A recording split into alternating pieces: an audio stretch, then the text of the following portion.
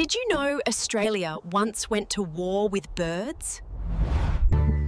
Yes, in 1932, the Great Emu War began when thousands of emus invaded farmlands, eating growcott.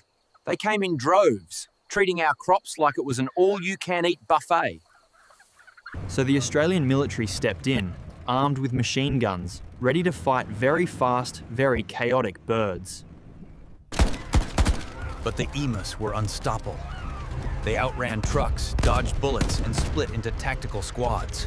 After thousands of bullets, the humans retreated, and the emus officially won the war. So yes, Australia was defeated by big, fluffy, running birds.